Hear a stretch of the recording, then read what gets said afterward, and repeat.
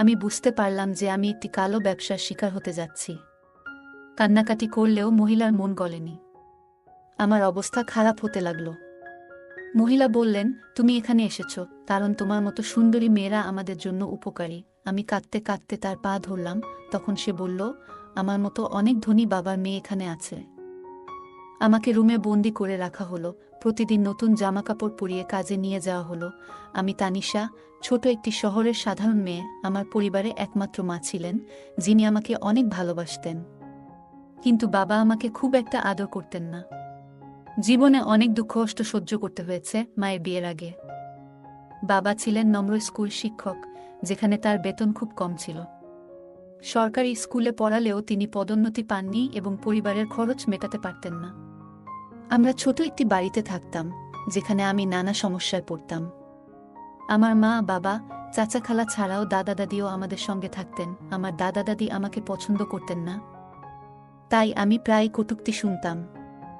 আমার মা ছিলেন খুব নিষ্পাপ মহিলা। মাঝে মাঝে তিনি তার অধিকারের জন্য পরিবারের সদস্যদের সঙ্গে লড়াই করতেন। কিন্তু তিনি জানতেন কেউ তার কথা শুনবে না এবং তাকে ফেলে দেওয়া হবে। এই কারণে তিনি কোথাও যেতে পারতেন না এবং অবশেষে এই পৃথিবী ছেড়ে চলে গেছেন। আমি ধীরে ধীরে খুব ভীতু হয়ে পড়েছিলাম। আমার মাকে সবসময় অলস এবং হতভাগা বলে ডাকত সবাই। আমার খালার ছেলের কারণে মা সবসময় নিজেকে নিকৃষ্ট মনে করত, ফলে শ্বশুরবাড়ির লোকেরা তাকে অত্যাচার করত। ছোটবেলা থেকেই এই ধরনের পরিবেশ দেখেছি।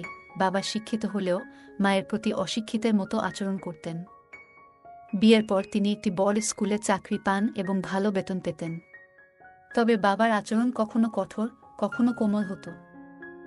মা সংস্কৃতিমনা মহিলা ছিলেন এবং শ্বশুরবাড়ির লোকদের সঙ্গে মানিয়ে চলতেন। বাবা মায়ের প্রতি ভালোবাসার বর্ষণ করলেও মাঝে মাঝে নির্দয় হতেন। মা অনেক গয়না কিনেছিলেন, কিন্তু নানি সেগুলি বিক্রি করে 5 তলা বাড়ি ভাড়া নিতেন। বিয়ের 3 বছর পর আমরা নিজের বাড়ি কিনেছিলাম। দাদি চাচা খালার কাছ থেকে কোনো টাকা নিতেন না। আমার জন্মের পর মায়ের প্রচেষ্টা সত্ত্বেও বাবার মনোভাব দিন দিন খারাপ হতে থাকে। তিনি মাকে সন্দেহ করতেন এবং মাতাল হয়ে এসে মারধর করতেন। মা ঘর থেকে বেরোতেন না, আমাকে জড়িয়ে ধরে কাঁদতেন। তার বাবা মা গরিব হলেও মাকে অনেক আদর দিয়ে বড় করেছেন। ছোটবেলায় মায়ের বিয়ে হয়েছিল এবং বাবা তখনই খুব নিষ্ঠুর ছিলেন। বড় হওয়ার সঙ্গে সঙ্গে আমি আমাদের বাড়ির পরিবেশ আরও খারাপ হতে দেখেছি। আমার মা নির্বে অত্যাচার সহ্য করতেন, কারণ বাবার দ্বারা মারধরের চিহ্ন তার শরীরে থাকলেও কেউ তাকে বাঁচাতে এগিয়ে আসেনি। ছোটবেলায় তার অভিনয়ের শখ ছিল, কিন্তু বিয়ের পর সব আকাঙ্ক্ষা হারিয়ে যায়। আমি তখন 14 বছর বয়সী ছিলাম এবং মায়ের প্রতি হওয়া অবিচারের প্রতিশোধ নিতে চেয়েছিলাম। মাকে বুঝিয়ে বলতাম, নীরব থাকলে কিছু হবে না, অধিকারের জন্য আওয়াজ তুলতে হবে। আমার জন্মের পর থেকে প্রতিদিন মাকে নির্যাতন করা হতো। মাকে বলেছিলাম আমাকেও স্কুলে যেতে হবে, এজন্য বাবা আমাকে মারত। মা চেয়েছিলেন আমি যেন লেখাপড়া করে কিছু হতে পারি, কিন্তু বাবা মনে করতেন মেয়েরা কিছু করতে পারবে না। বাবার শুধু ছেলেদের প্রতি লোভ ছিল এবং মায়ের প্রতি তার খারাপ চিন্তা ছিল। এ কারণেই আমি পুরুষদের ভয় পেতাম। আমাদের আশেপাশের লোকেরাও শিক্ষিত ছিল না, তারা তাদের স্ত্রীদের অবহেলা করত। দাদিও মায়ের প্রতি অত্যাচার করতেন। তিনি তার নিজের মেয়েও ছিল না, কিন্তু খালাকে অনেক সম্মান দিতেন। প্রতিদিন মায়ের কোনো না কোনো দোষ খুঁজে বের করে বাবা গর্বের সঙ্গে বলতেন তার পুত্রবধূর জন্য গর্বিত। মাকে তিনি নিজের মা মনে করতেন না। একদিন বাবা মাকে মারধর করছিলেন, তখন তিনি ঈশ্বরের সামনে বসে ক্ষমা প্রার্থনা করছিলেন। মা সব অত্যাচার সহ্য করেও নীরবে কাঁদতেন, কিন্তু আমি চেয়েছিলাম সবকিছুর একটা সমাধান হোক। আমার গল্পগুলো তোমরা শুনো, কিন্তু সাবস্ক্রাইব করো না। দয়া করে গল্পগুলো ভালো লাগলে চ্যানেলটি সাবস্ক্রাইব করো। আমার মা সারা জীবন নীরবে অত্যাচার সহ্য করেছেন, বাবার রাগ এবং মারধর সত্ত্বেও। বাবার আচরণে বিরক্ত হয়ে মাঝে মাঝে মা প্রতিবাদ করতেন, কিন্তু তার জন্যই আমাকে স্কুলে পাঠাতে পেরেছিলেন। আমি পড়াশোনা চালিয়ে যেতে পারতাম কেবল তার জন্য। আমার পড়াশোনার শখ ছিল এবং মা চাইতেন আমি বড় হয়ে কিছু হই। বাবা সবসময় মায়ের উপর অত্যাচার করতেন, গালিগালাজ করতেন, খাবার দিতেন না। দাদির পরামর্শে মা তাকে ছেড়ে যেতে পারেননি। আমি ছোটবেলা থেকেই জানতাম বাবা একজন খারাপ মানুষ। যদিও মা তাকে ভালো বলতেন, আমি বাবাকে কখনোই পছন্দ করিনি, কারণ তিনি মায়ের উপর অত্যাচার করতেন। প্রতিদিন সকালে ঘুম থেকে উঠেই দেখতাম মা কাঁদছেন।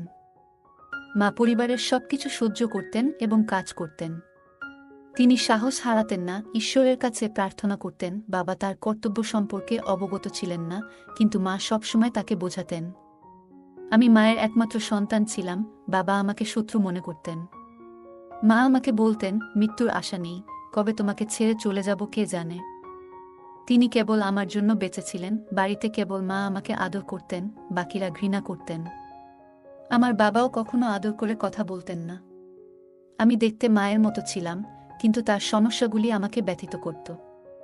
আমি মাকে জিজ্ঞাসা করতাম, কি হয়েছে, কিন্তু তিনি কিছু বলতেন না। মা 5 বছর ধরে নিপীড়ন সহ্য করেছেন, তবুও বলতেন তার জীবন ছোট মনে হয়। বাবা সারারাত ভব ঘুরে ঘুরে বেড়াতেন, মদ খেতেন এবং মেয়েদের দিকে নোংরা দৃষ্টি দিতেন। মা তাকে বোঝানোর চেষ্টা করতেন, কিন্তু বাবা মাকে মারতেন এবং যা কিছু রোজগার করতেন সবই মদের জন্য খরচ করতেন। আমি বড় হওয়ার সঙ্গে সঙ্গে মায়ের চিন্তা বাড়তে লাগল। বিশেষ করে আমার বিয়ে নিয়ে মা সবসময় চিন্তিত থাকতেন, আমার বিয়ের গয়না নিয়ে, তাই তিনি সেগুলো লুকিয়ে রাখতেন যাতে কেউ জানতে না পারে। একদিন মায়ের চিকিৎসার জন্য বাবা ওষুধ আনতে গিয়েছিলেন, কিন্তু সময়মতো ওষুধ না পাওয়ায় মা আর বাঁচেননি। মাকে হারিয়ে আমি একেবারে একা হয়ে পড়লাম। মাকে হারানোর দুঃখে মনে হতো সারা জীবনের সঙ্গী হারালেও বাবার কোনো দুঃখ ছিল না। আমি জানতাম এখন আমার পড়াশোনা বন্ধ হয়ে যাবে, কারণ মা না থাকায় কেউ আর আমার পড়াশোনা নিয়ে চিন্তিত নয়। এখন আমার পাশে দাঁড়ানোর মতো কেউ নেই। মাকে ছাড়া আমি কিভাবে বাঁচব বুঝতে পারছিলাম না। রাতে ঘুমাতে পারতাম না, কারণ আমি সবসময় মায়ের সঙ্গে ঘুমাতাম। মাকে জড়িয়ে ধরে ঘুমানোর অভ্যাস ছিল, কিন্তু এখন মাকে ছাড়া ঘুমানো অসম্ভব মনে হচ্ছিল। মায়ের মৃত্যুর পর বাড়ির সব দায়িত্ব আমার উপর এসে পড়ল। আমি উচ্চ বিদ্যালয় শেষ করেছি, কিন্তু পড়াশোনা চালিয়ে যাওয়া সম্ভব নয়, কারণ কেবল মাই আমাকে পড়াশোনা করাতে চাইতেন। কিছুদিন পর জানতে পারলাম বাবা দ্বিতীয়বার বিয়ে করতে যাচ্ছেন। এই খবর শুনে আমি বিধ্বস্ত হলাম। বাবার বিয়ের চিন্তায় আমার মায়ের জায়গায় অন্য কেউ আসবে, এটা ভাবতেই কষ্ট হচ্ছিল।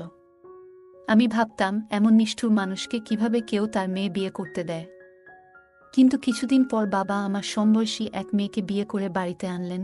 মেয়েটি দেখতে নিষ্পাপ ছিল, কিন্তু আমি ভাবতাম, কিভাবে এই মেয়ে আমার বাবার মতো একজনের সাথে বিয়ে করল। তার বয়সেও অনেক পার্থক্য ছিল। বাবার দ্বিতীয় বিয়ের পর আমার দায়িত্ব আরও বেড়ে গেল।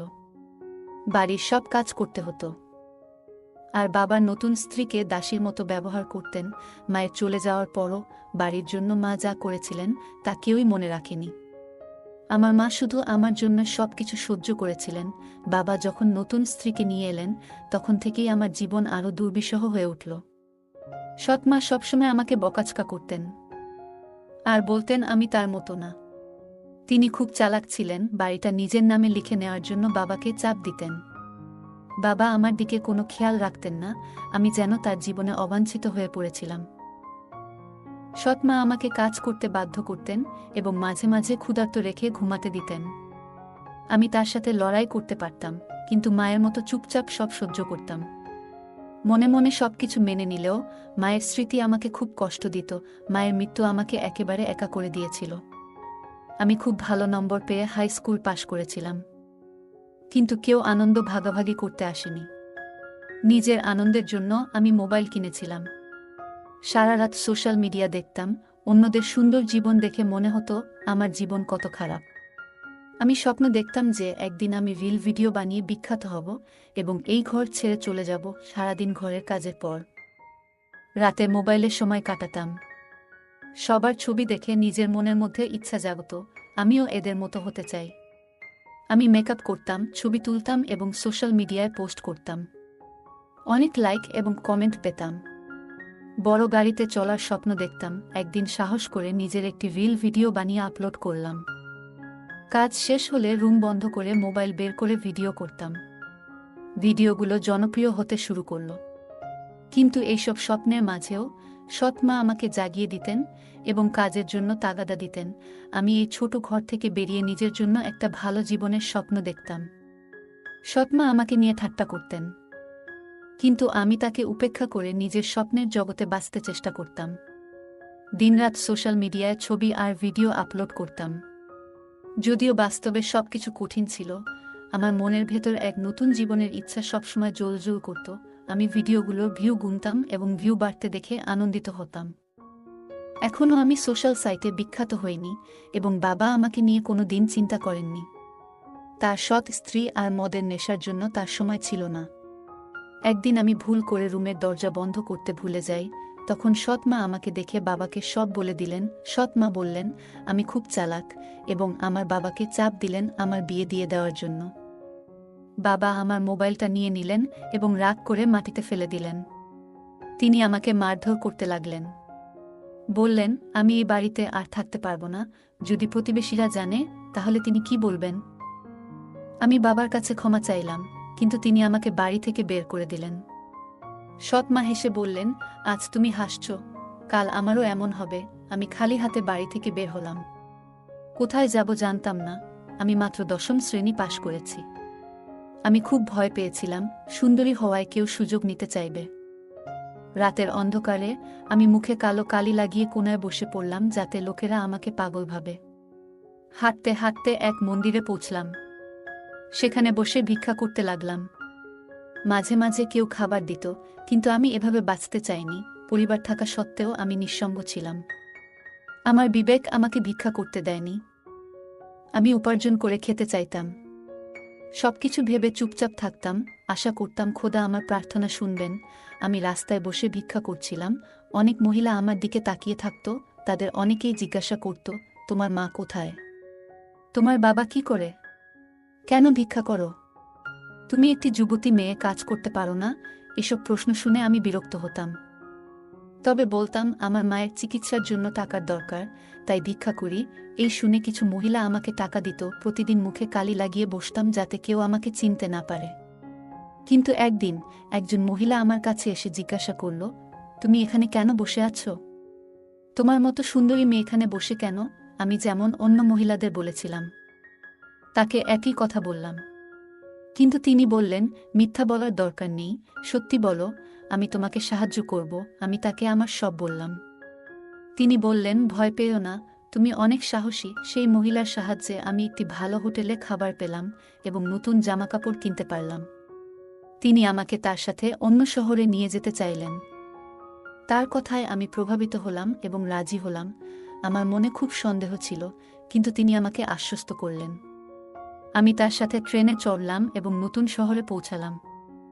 সেখানে পৌঁছে দেখি অনেক মহিলা এবং মেয়ে এমন পোশাক পরেছে যা ঠিকমতো তাদের শরীর ঢেকে রাখতে পারছে না। আমি অবাক হয়ে তাকিয়েছিলাম। এভাবে আমি নতুন জীবনে পা রাখলাম।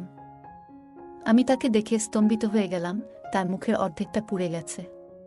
সে আমাকে বলল প্লিজ আমাকে ছেড়ে দাও, আমি এখানে থাকতে পারবো না। আমি পালানোর চেষ্টা করলাম, কিন্তু মহিলা বললেন আমি অনেক টাকা খরচ করে তোমাকে এখানে নিয়ে এসেছি ফিরিয়ে দেওয়ার জন্য। আমি বুঝতে পারলাম যে আমি একটি কালো ব্যবসার শিকার হতে যাচ্ছি। কান্নাকাটি করলেও মহিলার মন গলেনি।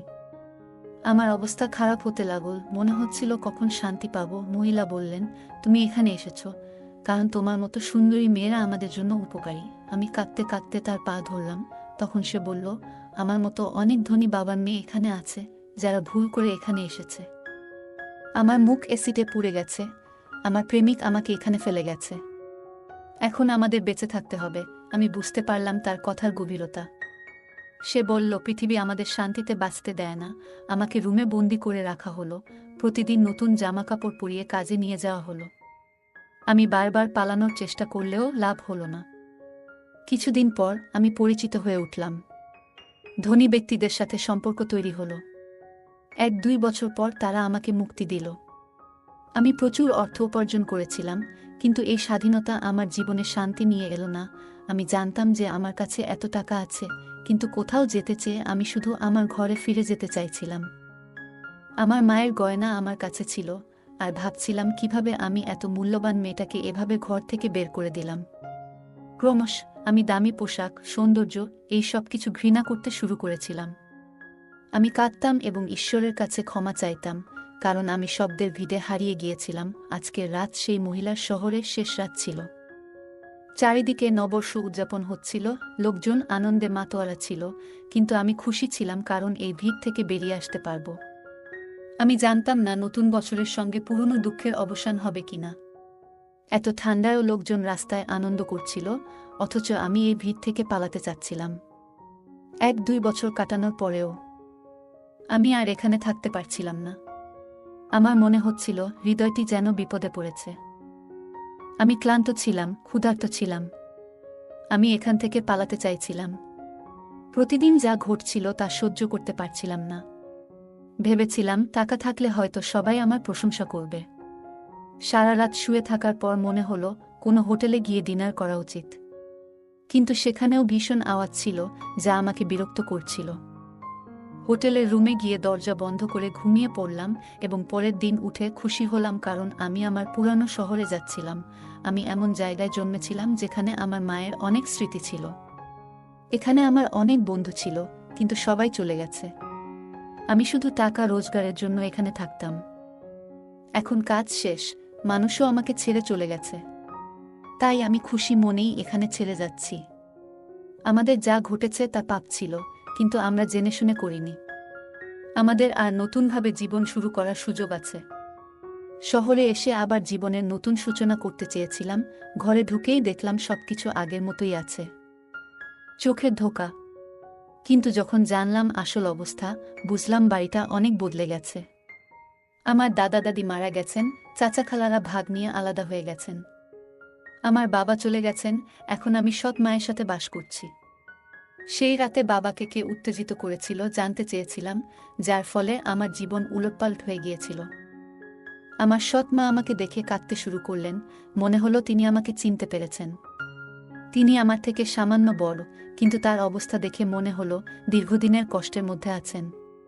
তিনি আমাকে বললেন, তানিশা, আমি তোমার প্রতি অন্যায় করেছি। তোমার বাবাকে তোমার বিরুদ্ধে উস্কে দিয়ে তোমাকে এখানে এনেছি।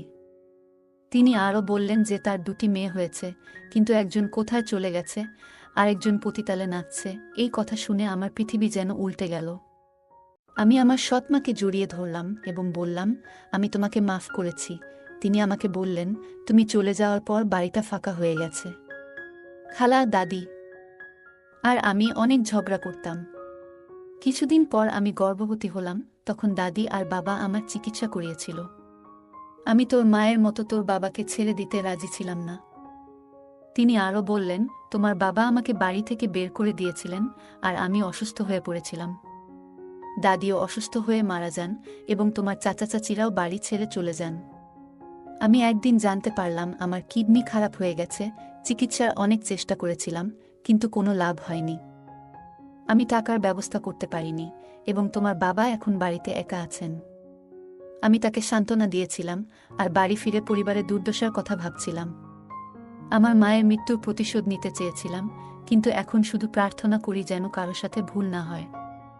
আমি এতিমখানায় শিশুদের সেবা করছি। এতে অনেক আনন্দ পাই। আমার জীবনে যা কিছু হয়েছে সবই বাবার থেকে ভালোবাসা না পাওয়ার জন্য। যদি পেতাম, আজ ভালো জীবন কাটাতাম। আমার বাবা মাকে সারা জীবন অপমান করেছেন ছেলের জন্য। আমি বলতে চাই, কন্যারা খুব স্নেহশীল, তাদের ভালোবাসুন, তাদের বোঝা ভাববেন না। গল্পটা কেমন লাগলো জানাতে ভুলবে না। আরও মজার মজার রোমান্টিক গল্প শুনতে চাইলে ভিডিওটি লাইক, শেয়ার এবং চ্যানেলটি সাবস্ক্রাইব করতে ভুলবে না। ধন্যবাদ।